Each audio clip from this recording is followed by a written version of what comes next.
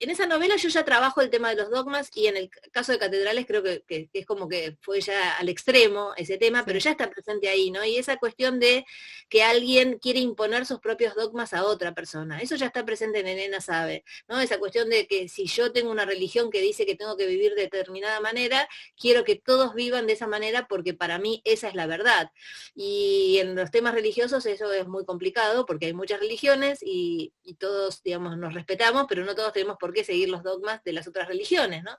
Incluso hay mucha gente que es atea, como yo, y no, digamos, y que venga alguien que de su religión te quiera imponer una realidad, suena extraño, realmente suena una cosa increíble que en este momento de los tiempos suceda, pero creo que en todo el mundo, no sé, ustedes en Inglaterra, en Escocia, donde estén, si pasa lo mismo, pero acá hay un resurgimiento de mucho conservadurismo y mucha imposición de las propias ideas sobre los demás. Espero que lo podamos detener de alguna manera, o digamos, o compensar, o algo por el estilo, ¿no? Esa cosa de, bueno, uno ve que hay mucho movimiento de personas que quieren imponer sobre los otros sus ideas, y entonces espero que haya un montón de otras personas que resistamos a esto y que haya un equilibrio, ¿no?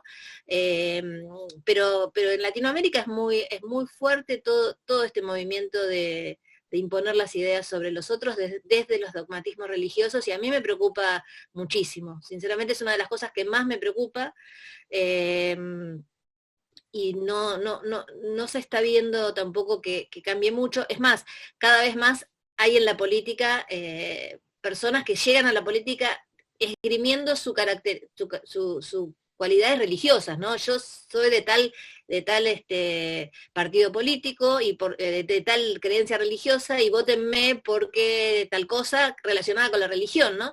Y nosotros, digamos, se supone que tenemos un país donde el Estado y la religión deberían estar separados, pero no lo están tanto, ¿no? Acá hay mucha escucha de lo que dice, sobre todo el Papa, que es argentino, pero también la religión evangelista, etcétera, y a veces uno siente que no están tan separados Iglesia y Estado, y en ese sentido, en Latinoamérica, Uruguay es un país modelo. Uruguay es un país que hace muchísimos años separó la Iglesia del Estado, y eso le permitió llegar a ciertas leyes de derechos que otros países de Latinoamérica todavía seguimos peleando por ellas, porque cada vez que se está por aprobar una ley, hay un convenio entre la iglesia, que entonces la iglesia apoya para tal cosa y como apoya para tal cosa, entonces cómo se va a votar ahora la ley, que entonces no nos van a dar más el apoyo, y terminamos siendo, en este caso en particular de la ley del aborto, las mujeres la moneda de cambio de los políticos con la iglesia, ¿no?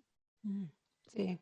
Quizás tiene que ver con la idea de una zona de confort, ¿no? Que la religión ofrece esa especie de confort de lugar cerrado, tranquilo, no sé. Una Uh, certeza la incerteza es muy difícil de sí, soportar, y que uno sí. se quede tranquilo pensando que la religión te puede dar cierta certeza, sobre todo para cuando no estemos más aquí. Uh-huh. Me imagino que será una zona de confort, pero para los que Sí. no pensamos así, no lo es, o sea, Mm. estamos bastante incómodos con eso. Sí, sí. Y me hace pensar en la frase final de tu novela Las viudas de los jueves, te da miedo salir, ¿no? Y parece como una pregunta directa al lector o a la lectora, ¿no? Porque es como decir, bueno, ¿tienes miedo de salir de tu zona de confort, ¿no? O aceptas el desafío de salir y encontrar el mundo tal y como es, ¿no? Salir de tu barrio cerrado, ¿no? Me gustaría hablar un poquito de la adaptación de tus novelas al cine, porque obviamente 4 se han llevado al cine ya. ¿Cuánto te involucras en las adaptaciones? ¿Y te consultan, por ejemplo, sobre el reparto de papeles o el guión? No, en realidad cuando uno firma un contrato para ceder los derechos a un director, eh, algún escritor famoso, nunca sé si es Hemingway o Graham Greene, dijo, hay que cobrar y salir corriendo, porque si te quedás, te amargás. No es el caso, yo en general, las 4 películas que se hicieron con mis novelas estoy contenta, pero es cierto que hay ahí algo donde vos entregás un texto para que se inicie un proceso de representación. Y si los escritores cada vez que no nos gusta algo de la adaptación levantamos la mano y decimos, no, eso no me gusta, las películas no saldrían directamente, ¿no? Yo tengo un amigo que me llamó un día y me dijo, estoy muy amargado porque en una escena de mi novela, ahora para la película lo cambiaron y cambiaron una palabra que yo pensé durante varios días esa palabra y la cambiaron. Yo pensaba, te van a cambiar tantas cosas, además de una palabra, ¿no? Una palabra es como lo de menos. Evidentemente para pasar a un formato audiovisual hay que hacer cambios. Está bien que el director haga cambios, que mire la película desde otro lugar. Los actores también a veces hacen cambios cuando se apropian de los personajes, le dan voces diferentes. Uno tiene que estar dispuesto a eso, si no, no tiene que vender los derechos para que se haga una película o una serie. Tenés que poder elegir a quién se los vendés, que sea gente profesional, responsable, que hagan el mejor producto, aunque sea el producto de ellos y no el tuyo, ¿no? Después lo que queda para el final es que en los contratos siempre hay una cláusula que dice que si cuando vos ves el corte final de la película te gusta, dejás basada en una novela de Claudia Piñeiro. Si no te gusta tanto, podés decir versión libre de una novela de Claudia Piñeiro, y si no te gusta nada, que no aparezca tu nombre en la película. Esa es la mayor movimiento que se puede hacer en ese sentido. Por suerte no me pasó eso y yo estoy contenta con las 4 películas. Nunca escribí el guión de esas películas, siempre tuve la posibilidad de verlos mientras estaban haciendo. A veces uno lee un guión y le parece una cosa y cuando lo ves hecho también es diferente, por lo tanto, antes del último corte también te dejan ver la película para que vos digas si hay algo que te parece que debería ser cambiado. Esos cambios nunca pueden ser muy importantes, porque imagínate que ya se grabó todo lo que se tiene que haber grabado y apenas se pueden hacer algunos ajustes. Pero por ejemplo en el caso de Betty Boo, cuando yo la vi me parecía que se había perdido bastante del personaje el personaje de ella y sus amigas. Entonces sobre el corte final fueron a buscar cortes que habían hecho de esas escenas y le agregaron más cosas porque coincidían conmigo que le faltaba un poco más de la vida de ella con sus amigas. Entonces, siempre hay oportunidad de, cuando vos tenés una buena conversación con el director, con el productor, etcétera, hacer estos comentarios con respeto, conversar sobre el asunto y que se hagan pequeños cambios. Así que ese es más o menos el camino. Hola Silvia. Ahí está, ahí me escuchan, sí. Bueno, un gusto, un placer realmente escucharlas, Claudia y Fiona. Sí, tenemos ahí un montón de preguntas. Por ejemplo, Claudia, nombraste a Sacomano. ¿A qué escritoras nombrarías como inspiradoras? Sí, Sacomano lo nombré porque fue mi maestro, ¿no? O sea, yo iba a su taller y además es inspirador. Me parece que... Bueno, hoy en la Argentina tenemos una cantidad de escritoras mujeres triunfando a lo largo del mundo, a lo ancho del mundo, que realmente son inspiradoras. A veces uno busca en inspiradores hacia arriba. Hay escritoras hacia arriba, como nombré, por ejemplo, a Liliana Hecker, Silvia Parraguirre, Ana María Yúa. Hay un montón de escritoras hacia arriba, pero también hay muchas escritoras inspiradoras, me refiero generacionalmente. A mí me inspiran mis colegas más jóvenes también, ¿no? Ver qué es lo que están haciendo, ¿no? Y que Gabriela Cabezón Cámara o Samantha Shevlin o Ariana Harvitz hayan estado en las listas para el Booker Prize, es inspirador, porque vos decís, un libro como el de Gabriela Cabezón Cámara, que tradujo Fiona, ¿no? Un libro que está basado en un texto tan argentino como el Martín Fierro, que pueda romper todas esas fronteras y llegar a un público que lo valore lo suficiente como para estar en la lista corta del Booker Prize, es impresionante. Eso habla de una prosa de Gabriela Cabezón Cámara extraordinaria y de una excelente traducción, si no, no se hubieran podido pasar todas esas barreras, ¿no? Entonces, eso para mí es inspirador, es una señal de que no importa qué es lo que estás contando solamente, sino cómo lo estás contando, cómo elegís contarlo, ¿no? Bueno, te nombro a ellos.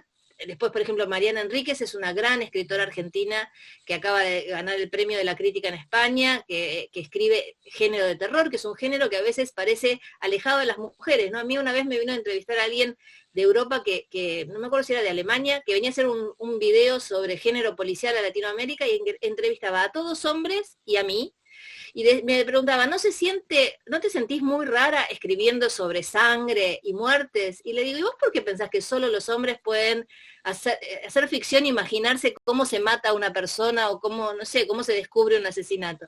Como que hay géneros que parece que están puestos en determinadas categorías, y el género de terror que hace Mariana Enríquez, ella es una maestra y le está yendo bárbaro. Y después hay una pregunta por ahí que hablaba de las bioescrituras, de la diversidad o algo por el estilo. La bibliodiversidad.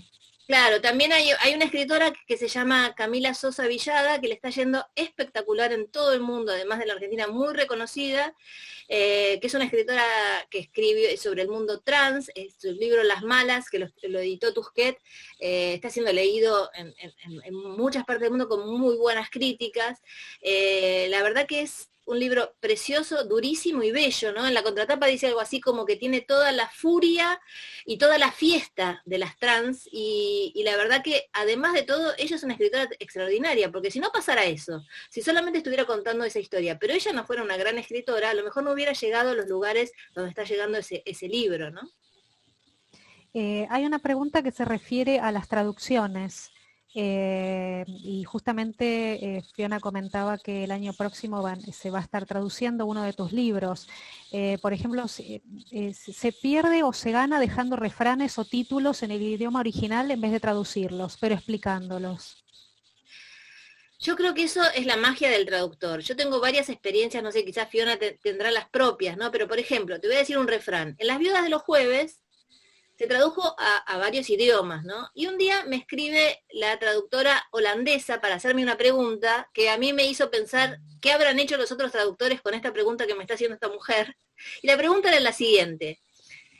Hay alguien que le dice, un personaje le dice a otro, esa deuda no te la van a pagar ni el día del arquero. El arquero es el guardaballas, ¿no? No sé cómo lo llaman ustedes. Goalie, ¿no? El que ataja los goles en los partidos de fútbol, ¿no? Le estoy preguntando a Fiona. Sí. Bueno, de fútbol no sé tanto. Claro, pero ¿qué pasa? ¿Por qué se decía ese dicho así en la Argentina? Porque en la Argentina no existe el Día del Arquero. Entonces, que no exista el Día del Arquero quiere decir que no va a pasar nunca. O sea, si te van a pagar el Día del Arquero y el Día del Arquero no existe, quiere decir que no te van a pagar nunca. Decir en la Argentina, te lo van a pagar el Día del Arquero, era decir, no te lo van a pagar nunca. Ahora sí existe el Día del Arquero, así que no deberíamos usar más ese dicho, sí, pero sí, era así. Era así. Entonces esta mujer holandesa me escribe y me dice, mira, te quiero hacer una pregunta porque yo llegué a esta parte y yo de fútbol, como dice Fiona, no entiendo nada, pero le pregunté a todos los hombres de la editorial qué podía querer decir esto, y todos me dicen que no entienden por qué un arquero no puede pagar sus deudas, porque los arqueros ganan tan buenos sueldos como cualquier jugador del equipo de... Entonces ahí me di cuenta que justamente ese dicho no tenía una traducción literal. Lo que tenés que buscar es un dicho en tu lengua que quiera decir eso no va a suceder nunca. Será otro dicho. Entonces no se puede dejar el dicho textual, o si no, si se deja textual hay que hacer una aclaración. Yo creo, no sé qué opinará Fiona, que a veces es mejor buscar otro dicho directamente. Sí, no hacer la aclaración, sino buscar otro dicho que quiera decir eso, ¿no? Sí, sí. Claro. También me ha pasado con otro traductor que yo había hecho una cita, creo que en Elena sabe justamente, de Thomas Berhan, ¿no? Y esa cita, los traductores, cuando vos tenés una cita, tenés que ir a buscar el original. O sea, vos no podés traducir del argentino él era alemán, ¿no? O sea, Berhan era austríaco, habrá escrito en alemán, supongo, esa frase, y yo la tenía en castellano. Mi traductor necesitaba el original para poner, no podía volver de mi traducción al idioma de él. Entonces me llamó para ver de dónde la había sacado, porque yo la había sacado de una nota periodística y no tenía el libro. Me pasé días buscando esa cita, hasta que la encontré justamente en un libro que le hacen a él, que se llama Tinieblas o algo por el estilo, donde hay un reportaje que le hacen a él.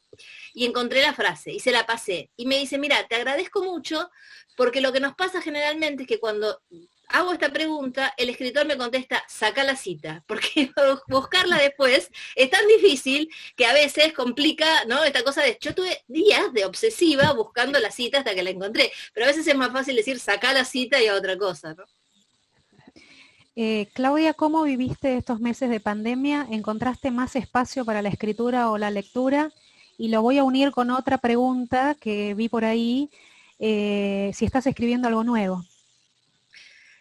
Bueno, estos meses de pandemia en Argentina son 7 meses de pandemia, con lo cual uno pasó por muchas situaciones, ¿no? Al principio de la pandemia a mí me costaba mucho escribir y me costaba mucho leer una historia, empezar una novela nueva, ¿no? Decir, me pongo a leer esta historia a ver qué me van a contar. Entonces, en lo que se refiere a la lectura, a lo que recurría era tomar libros que ya había leído, abrir en cualquier página y dejar que ese párrafo que leía me atravesara de determinada manera, ¿no? Y sobre todo me pasaba con libros que no tenían tanto que ver con contar una historia, sino más con lo autorreflexivo, con el ensayo autobiográfico, como puede ser Natalia Ginsburg, algunos textos de Clarice Lispector, textos que yo ya había transitado y que lo que hacían era volver de otra manera, ¿no? Pero me costaba engancharme con una historia porque había como un enojo también al principio de todo esto de decir, bueno, pero esto que me están contando, cuando termine esto, el mundo va a ser así, no va a ser así, etcétera. Después, bueno, uno en la pandemia va pasando por distintas alternativas. En ese momento la escritura que podía hacer era solamente para notas periodísticas que me pedían. Y ahí hubo una ruptura en el tema de la escritura, porque también de una revista alemana me pidieron si quería participar de lo que se llama Cadáver Exquisito, que es ese juego que te escriben un pedazo de un cuento y lo retoma otro. Y éramos, creo que 6 escritores cada uno en un continente diferente, uno en África, uno en Asia, uno en Oceanía, uno en América, en Europa, etcétera. Y cada uno escribía una parte de un texto. Y a mí me tocó ese texto justo antes de terminar, o sea, yo era la anteúltima. Entonces recibí un texto escrito en distintos idiomas, traducido al alemán, luego traducido al inglés para que yo lo lea. Entonces leí este texto y era una cosa que yo jamás hubiera escrito porque era absolutamente una distopía, que yo no suelo escribir distopías, pero me tuve que concentrar en no solamente continuar esa distopía, sino además empezar a cerrar cabos sueltos, porque muchos escritores fueron abriendo, pero yo tenía que entregárselo a alguien que tenía que terminar esa historia, entonces tenía que ir como cerrando, ¿no? Y ahí pasó una cosa interesante, no en todos los lenguajes está claro si el de la persona que se está hablando es de una mujer o de un varón, y yo leí que era, supongamos, un varón, y después cuando lo entregué, alguien me dijo, mira, ¿a vos te molesta si seguimos pensando como los anteriores que era una mujer? Porque si no, no sabemos por qué cambió de género. Y yo le dije, no, se ve que un he o un she se me pasó de largo en alguna parte, y después, como ustedes no tienen en inglés los adjetivos, o sea, cada vez que se lo nombra, no necesariamente, si dice el nombre, el adjetivo no me indica si es hombre o mujer, se me pasó una vez y nunca más recuperé que era una mujer y para mí era un hombre y había puesto un hombre. Pero bueno, todas estas cosas son juegos divertidos cuando uno escribe, ¿no? De cómo se pueden dar estas confusiones con el lenguaje, cómo un idioma lo trata de una manera y otro idioma de otro. Ahí se me destapó el poder escribir ficción. Y ahora ya a esta altura escribo y leo lo que sea, ya estoy de jurado de un concurso de novela, pero ya estuve de jurado de 2 concursos de cuentos, o sea que me la pasé leyendo cuentos, me la paso leyendo novelas, leo otras cosas que tengo ganas de leer. Y escribí mucho para una serie de televisión que se estrena el año que viene, que escribimos con Marcelo Piñeiro, que es un director de cine que tiene un apellido igual al mío, pero que no somos parientes, que es una serie que se va a estrenar por Netflix y que se había empezado a grabar antes de que empiece la pandemia y tuvo que suspenderse. Y lo que sucedió es que hoy se retoman las grabaciones, por suerte, pero con protocolos, ¿no? Ahora todas las actividades tienen protocolos, entonces hay escenas en esa serie que nosotros ya habíamos escrito y que no se pueden filmar de la manera que las habíamos pensado por cuestiones de protocolo, entonces tuve que hacer todo un trabajo de reescritura de algunas escenas, y bueno, ya estoy calentando los motores para la nueva novela, entonces. Perfecto. Una preguntita, ya creo que para ir terminando. Fiona, te felicitan por lo bien que hablas en español. En tus comienzos también, Claudia, trabajabas full time. Acá en la audiencia hay muchas personas que trabajan full time, que se quieren dedicar a la escritura y que no encuentran el tiempo, no se pueden concentrar. ¿Tenés algún consejo, algo que les pueda ayudar? Sí, yo creo que bueno, sí o no lo sé, pero quiero decir, es algo por lo que transitamos todos, ¿no? En la escritura no siempre uno puede dejar las tareas habituales para dedicarse a escribir.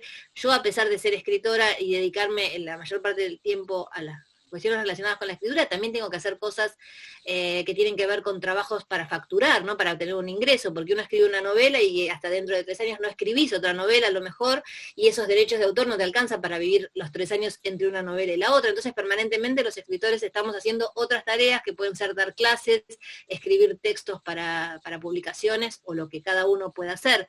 Pero independientemente de eso, hay muchos que durante mucho tiempo tuvimos otras tareas que eran las que nos daban los ingresos y nos permitían dedicarnos a escribir. Hoy incluso muchos de mis compañeros se dedican a otras tareas que no tienen que ver con la escritura.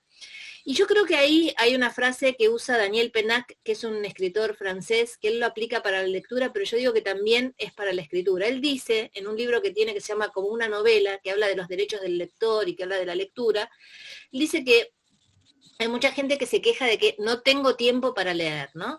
Y él dice que el tiempo para leer es tiempo robado. Es como decir, no tengo tiempo para enamorarme. Si uno dice, bueno, este es el tiempo para esto, nunca lo vas a tener porque se lo tenés que robar a otras cosas. No hay posibilidad de que lo tengas porque sí. Si no se lo robás en un mundo como el que llevamos nosotros, llenos de tareas y llenos de cosas y de sociabilización y de redes, etcétera, es imposible no robárselo a otra cosa. Entonces el tiempo de la lectura es tiempo robado de alguna manera, y el tiempo de la escritura, hasta que uno puede establecerse como escritor, también es tiempo robado. Entonces, como es un tiempo robado a otras cosas, la única posibilidad de que ese tiempo robado exista es que haya un deseo muy profundo. Si uno no tiene un deseo muy profundo de escritura, es muy difícil robarle tiempo a otras cosas. Entonces, cuando a veces te preguntan si el talento, si la inspiración, si qué es lo que hace que alguien llegue a ser escritor, yo creo que tiene que tener una pequeña cuota de talento. Algunos tienen una gran cuota de talento y son Borges, y otros tienen una pequeña cuota de talento, igual publican y son leídos, etcétera, pero lo que sin duda tienen todos es mucho trabajo. O sea, uno no escribe una novela así, estando 2 minutos en la computadora, o cuando viene alguien y te dice, ay, yo también podría haber escrito eso que escribiste vos. Bueno, sentate y escribilo, porque después hay que sentarse y escribirlo, ¿no? Entonces, mucho trabajo y mucho deseo. Un poco de talento, mucho trabajo y mucho deseo. Si no, me parece que no funciona. ¿Y cuántas veces se reescribe una novela? Esta es personal. Sí. Yo reescribo todo el tiempo. Yo mientras estoy escribiendo, estoy reescribiendo. Llego al capítulo 3 y vuelvo al 1. Llego al 10 y vuelvo al 1. Llego al 15 y vuelvo al 1. Eso tiene que ver con las tramas, porque a veces se te pierden cosas, pero sobre todo con el tono, porque hay un tono que vos a veces no lo adquirís en el primer capítulo, lo vas adquiriendo después. Entonces, volver al principio te ayuda a estar permanentemente en el tono. También tiene que ver con las obsesiones. Hay escritores que no corrigen nada hasta la última vez y ahí empiezan a corregir. Borges dicen que escribía dejando 4 renglones para poder hacer todos los cambios en esos 4 renglones en blanco entre oración y oración para poder ir anotando las cosas que quería cambiar. Me parece que cada uno tiene su propio método, ¿no? Pero para mí la reescritura es imprescindible. Esa es mi computadora que en francés me dice la hora, no sé por qué, y no lo puedo sacar. Entonces cada tanto en francés alguien dice 14 horas, que fue lo que recibí. Sí, eso indica que llegamos al final de este webinar. Entonces, no sé si quieren decirnos algo más, Claudia, Fiona. No, yo quiero agradecer muchísimo a vos, Silvia, por la invitación, y a Fiona, que siempre es encantadora y que hace que estas cosas fluyan muy fácilmente con sus preguntas. Así que muchas gracias a las dos por esta oportunidad. Igualmente, gracias a las dos. Muchas gracias. Por favor, bueno, gracias a ambas, Fiona, Claudia. Un placer, realmente un placer, y me imagino que las personas que están escuchándolas también pensarán lo mismo. Hay muchas preguntas, pero no hay tiempo como para responderlas. Algunas preguntas que enviaron específicas se las vamos a hacer llegar a Fiona o a Claudia. Entonces llegamos a este final. Un placer y nos vemos pronto. Adiós. Muchas gracias. Muchísimas gracias. Gracias. Adiós. Adiós.